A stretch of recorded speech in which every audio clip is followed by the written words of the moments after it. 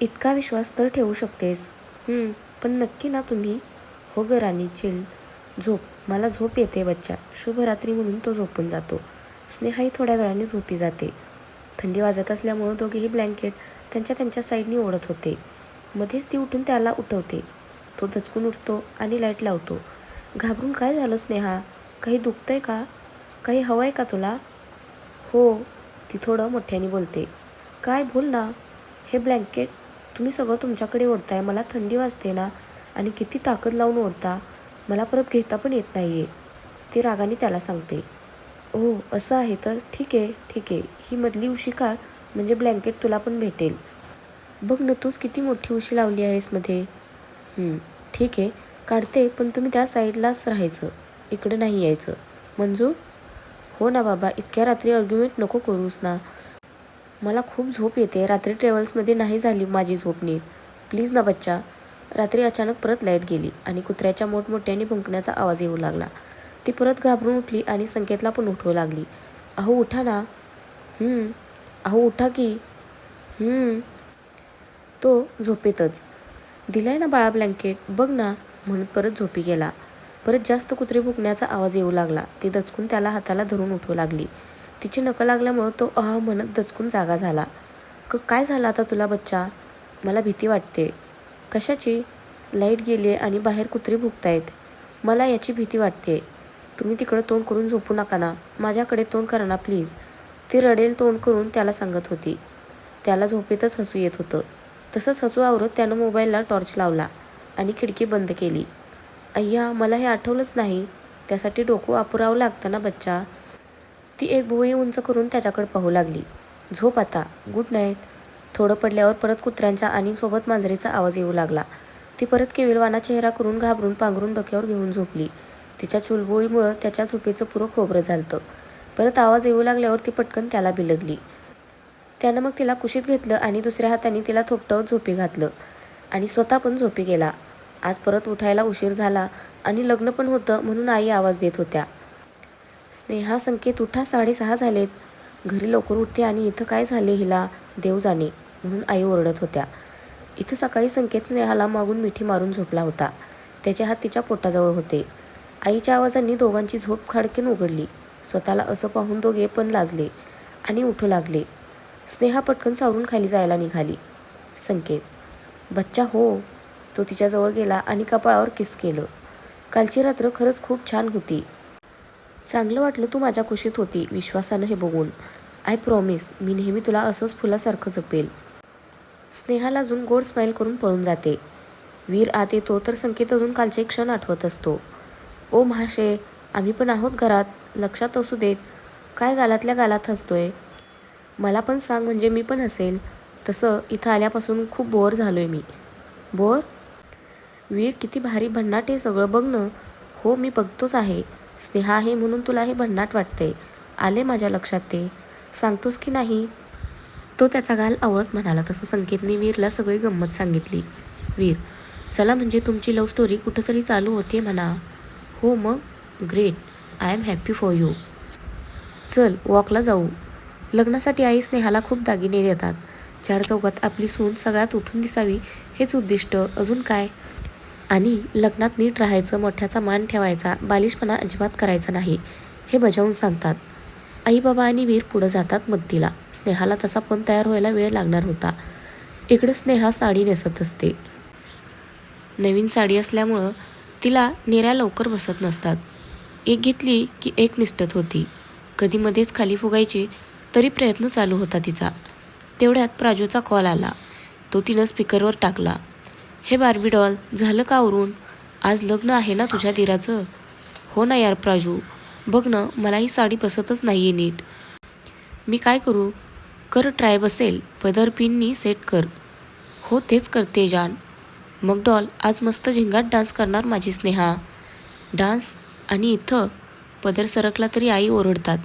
आत्ताच सांगून गेल्यात काही आगाऊपणा करू नको म्हणून. आणि हे गाव आहे, इथं बायका नाही नाचत मेरी जान. संकेत तिचं आवरलं की नाही हे बघायला आलेला असतो आणि त्यातच तिचं बोलणं ऐकतो. प्राजू, तुझ्या वकिलाला सांग की इथं वकिली करायला. का सगळं तिथं कोर्टातच करतोस? जेजला माहिती आहे का तुला डान्स करायला किती आवडते ते? नाही. कधी विषय नाही गं निघाला आमचा. जाऊ दे ना, आपण पुण्यात करू डान्स. असं कसं आहे? तो मोमेंट नको का एन्जॉय करायला बार्बी डॉल? पण आता हे आर्ग्यू करून काय फायदा आहे का मेरी जान? जाऊ दे ना, नंतर बघू. संकेतचा मोबाईल वाजतो तसं स्नेहाच्या कशाबशा केलेल्या निऱ्या परत निसटतात. आता आपलं काही खरं नाही या नजरेने ते त्याला बघते. तो हळूच तिच्याजवळ येतो. इकडं प्राजूचं बोलणं चालूच असतं. ती कॉल कट करायला जाते तर संकेत तिला अडवतो.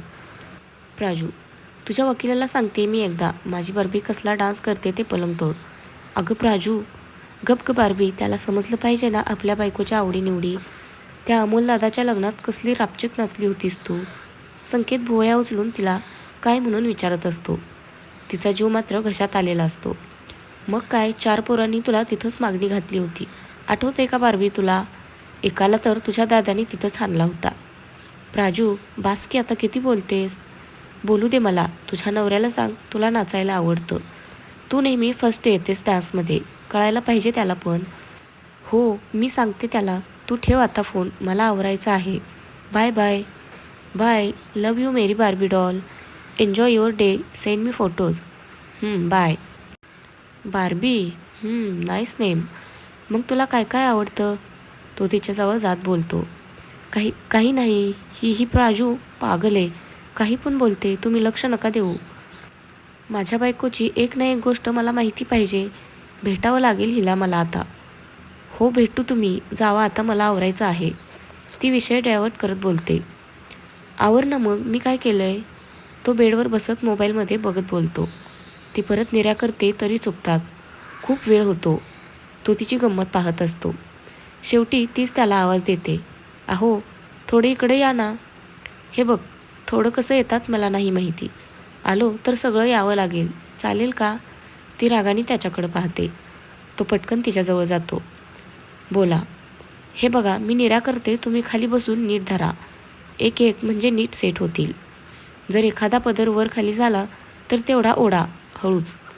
ओके ओके, सोपं आहे बेबी. ती नीट निऱ्या करते आणि त्याला एक एक पदर सेट करायला सांगते. तो सगळे पदर धरतो आणि एक निरी तो खेचायला जातो तर सगळ्याच निऱ्या खाली ओढतो.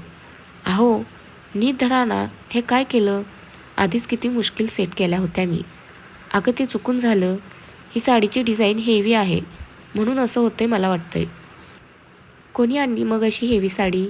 तो मान खाली घालून. आणा ते आणा, अजून एकूण पण घ्या. आलिया भोगाशी असावे सादर. संकेत. बघा, हा निसटला हो. नीट धरा आणि एक एक लाईनमध्ये घ्या. करतोय बच्चा, मी कधी हे केलं नाही ना म्हणून जमत नाही. हो जमत नाही म्हणे. आम्ही बायका रोज हे साडीचं सोंग घालून सगळं काम करतो. हो, तुम्ही आहेतच ग्रेट. परफेक्ट झालं बघा. ओह फायनली. चला मग झालं तर. अहो अजून खूप आवरायचं आहे. तुम्ही जावा, मी 10 मिनिटात येते. आधीच खूप वेळ झालाय बच्चा, लवकर ये.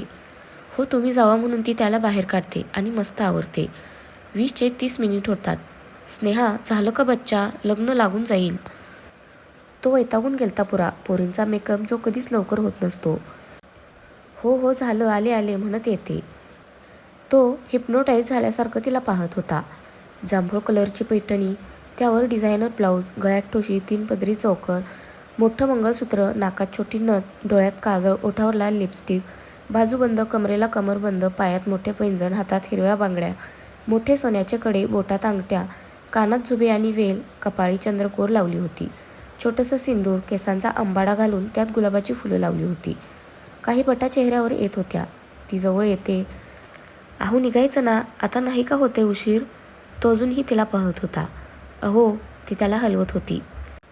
तो भानावर येत, किती गोड दिसते तू आज. एकदम सुंदर, निशब्द आहे मी आज. पण एक कमी आहे. थांब म्हणून तो जातो आणि कुंकाचा करंडा घेऊन येतो आणि तिच्या भांगात कुंकू भरतो. ठळक. हे काय आहे? अगं तू इतकी सुंदर दिसते की मला भीती वाटते. म्हणून सगळ्यांना माहिती पाहिजे की तू माझी बायको आहेस आणि तुझं लग्न झाले ते. तो डोक्याला हात फिरवत तिला सांगतो. ज्याची इतकी सुंदर बायको आहे त्याला थोडी इन्सिक्युरिटी असणारच ना बच्चा. ओ. तो हृदयावर हात ठेवत, हाय मेमर जावा. अहो काय हे? तुम्ही तर आणली होती ही साडी. असंच नजर हटतच नाहीये तुझ्यावरून. साडी तू घातल्यामुळं अजून सुंदर झाली आहे. तुम्ही पण खूप हँडसम दिसताय. त्यानं तिला मॅचिंग असाच कुर्ता घातला होता. हेअर परफेक्ट जेल सेट केले होते. वेल ट्रिम केलेली बियर्ड. हो, पण मला कोण बघणार बिचारा मी. हो का? चला मग लग्न लागेल. वेट. तो तिच्या डोळ्यातलं काजळ काढून कानामागे लावतो. चल. तो डोळ्यावर गॉगल लावत स्टाईलमध्ये निघतो. लग्न निर्विघ्न पार पडतं. मंगळाष्टकांच्या वेळी तो नवरा नवरीवर कमी आणि तिच्यावर जास्त तांदूळ टाकतो. अहो, तुम्ही हे काय करत होता? सगळे हसत होते मला. माझी बायको आहे. मी काहीही करू, त्यांना काय करायचं आहे? राईट. बार्बी. तो केसातील लक्षाता काढत बोलत होता. ओ बार्बी काय? आई. स्नेहा इकडे ये. हो आई आले. वीर. काय चालले होते तुमचं संकेत? संकेत त्याला सकाळचा सिंदूरचा किस्सा सांगतो. वीर. तुला तो जोक माहिती आहे ना संकेत? तसं झाले तुझं. कोणता? वीर. अरे सिंदूर का लावतात? कारण लोकांना माहिती पडावं ज्या प्लॉटवर त्यांची नजर आहे त्याचं भूमिपूजन अगोदरच झाले. दोघे दिलखुलास असतात. इकडं आई. काय चाललंय हे लोकांसमोर? 4 लोक बोलतात. हे शहर नाही गाव आहे. काही समजावून फायदा नाही तुम्हाला. चल काही नातेवाईकांबरोबर ओळख करून द्यायची. हो चला आई. स्नेहा हसून सगळ्यांशी भेटते, पाया पडते. सगळे तिची खूप तारीफ करत असतात. दिसायला तर आधीच सुंदर होती आणि स्वभाव तर गोड मधाळ होता. आईला सगळ्यांची तारीफ ऐकून छान वाटत होते. त्या तिला सगळीकडे मिरवत होत्या. लोकांशी भेटीगाठी करून देत होत्या. पाया पडून पडून ती त्यात हेवी साडी दागिने घालून ती पुरी वैतागली होती. पण चेहऱ्यावर हसू कायम ठेवलं होतं. इकडं संकेत आणि वीर पण सगळ्यांसोबत बोलत असतात. लग्न लावून सगळे घरी जातात. संध्याकाळी वरात असते. त्यांची तयारी चालू असते. 6च्या सुमारास सगळे येतात. स्नेहा चल ना तू. आई. संकेत हे गाव आहे आणि तऱ्हेतऱ्हेचे लोक असतात. तिला वरातीत नेऊ नकोस. आई मी आहे. वीर आहे. तिच्या केसाला पण धक्का लागणार नाही कोणाचा. चिल यार. तू पण चल ना बघायला. मज्जा येईल. संकेत त्याच्या सगळ्या चुलत भावांना काकांना समजावून सांगत असतो. बाई ही नेहमी चूल आणि मूल यामध्येच अडकलेली असते. तिला पण मन असतं. त्यांच्या पण मनात येत असेलच की असं मनसोक्त नाचावं.